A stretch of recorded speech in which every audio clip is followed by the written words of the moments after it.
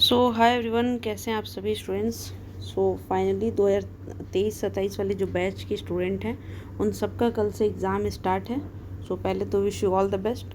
और जितने भी स्टूडेंट पहले भरोसा होगा तो इस वीडियो को यहाँ से कंटिन्यू करिएगा, अगर नहीं होगा तो आप यहीं पे लेफ़्ट कर सकते हैं, ठीक है।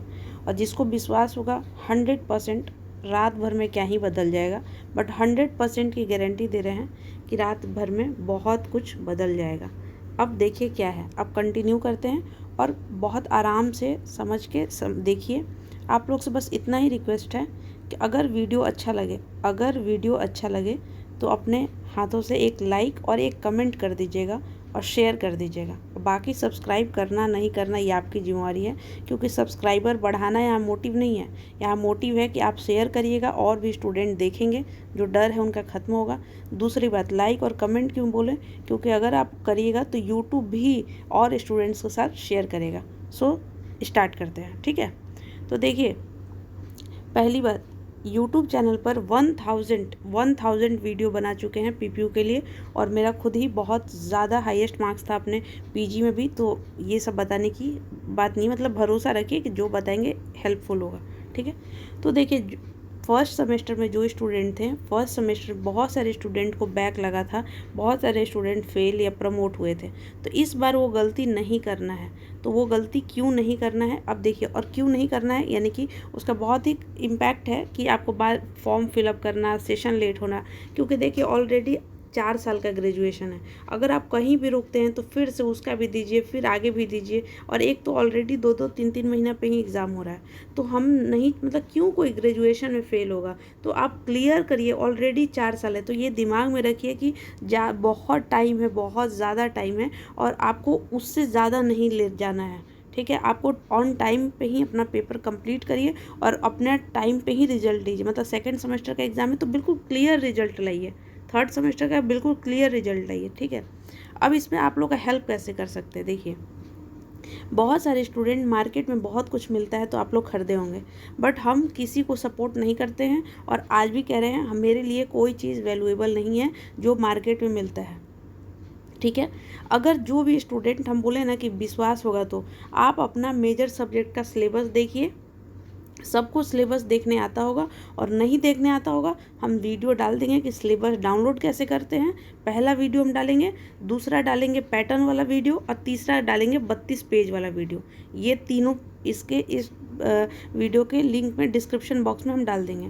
तो देखिए, जो आपका सिलेबस है उस सिलेबस में से जो भी आपके टीचर पढ़ाए होंगे, और अगर मान लीजिए नहीं पढ़ाएं, लेट भी नहीं पढ़ाएं, उस देखिएगा कि सिलेबस के ऊपर 2-3 सवाल दिए रहता है। पहले उन सारे सवाल को कर लेना है, क्योंकि ये मोस्ट प्रोबेबल आने का चांस हो जाता है। उसके बाद देखिए, जो आपका सिलेबस दिया है उसका जो पहला वाला टॉपिक है, जो सारा, मतलब मान लीजिए कि ये जो फर्स्ट, मान लीजिए कि यहाँ पे ए लिखा हुआ है, ए में जैसे मान लीजिए यहाँ पे 1 लिखा हुआ है, और फिर 1 टॉपिक में ABCD, तो सारे का सिलेबस का ए तो अच्छे से पढ़ लीजिए, ए बी तो अच्छे से पढ़ लीजिए।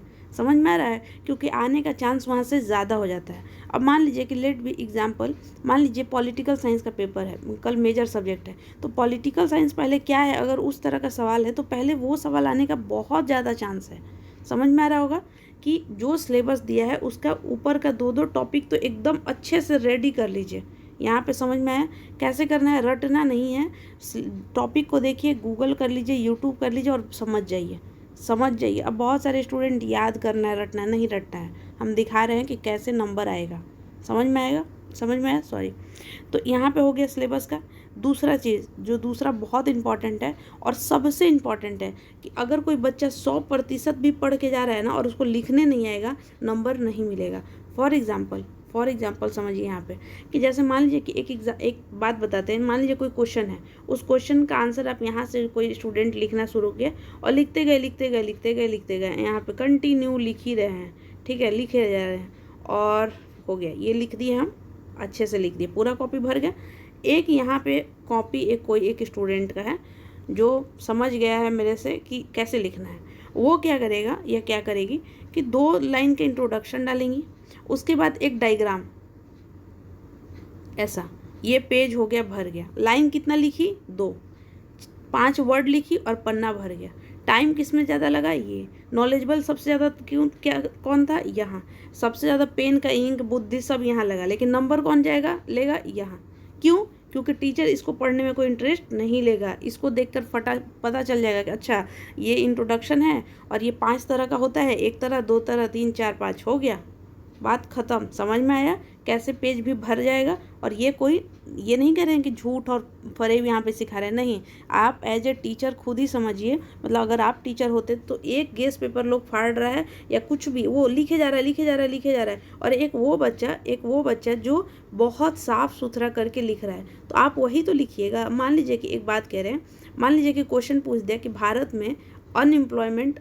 मतलब बहुत ज़्यादा बढ़ा हुआ है, इसका क्या क्या कारण है, तो बहुत सारे कारण हो सकते हैं। तो अब कोई बच्चा यहाँ से लिखेगा, शुरू करेगा ऐसे ऐसे लिखेगा, और उसके लिखने का तरीका क्या है और अच्छे से लिखा कैसे जाता है कि मान लीजिए डाटा डाल दिए कि इंडिया में अभी रिसेंट इतना % अनएम्प्लॉयमेंट है, 2 लाइन लिख दिए, उसके बाद एक ऐसे डायग्राम बनाए।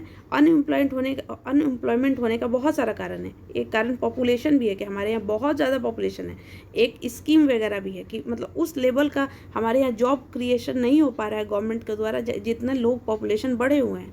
एक कारण ये भी है कि हमारे यहाँ स्किल्ड लेबर नहीं है, मतलब हम उस लेवल का पढ़ाई ही नहीं किए, क्योंकि अभी देखिए इंडिया में सबसे ज़्यादा क्या है, IT सेक्टर है। हम बहुत सारे लोग हैं जो BA किए हैं और हमको मालूम ही नहीं है कि कैसे कोडिंग किया जाता है, ये सब नहीं मालूम है, बहुत सारा रीज़न है।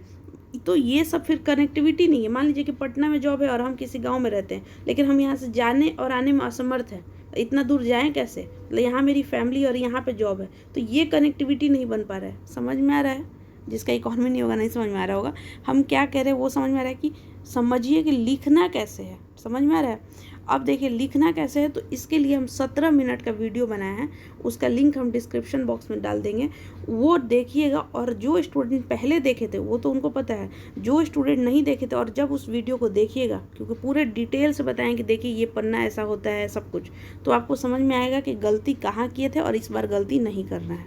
समझ में आया। सो आई थिंक इतना ज़्यादा है। और द मोस्ट क्या है, पैटर्न का जो है वही 10 MCQ होता है, 4 शॉर्ट 3 लॉन्ग, तो यहाँ पे कैसे लिखना है उसमें सब कुछ हम बताएं, तो फिर यहाँ बताएंगे तो फिर वही टाइम वेस्ट होगा, ठीक है। सो उस वीडियो को ज़रूर देखिएगा, उसमें 17 मिनट में बहुत अच्छे से समझाएं, देखिएगा ज़रूर। Wish you all the best. अगर जिसको भी इस वीडियो से हेल्पफुल मिला कमेंट करिएगा, मुझे आपके कमेंट का वेट रहेगा। So thank you so much, wish you all the best. पहुंचा दीजिए अपने 23 से 27 वाले बैच के स्टूडेंट्स के साथ कि घबराना नहीं है, टॉप करिए टारगेट मिशन के साथ। Thank you.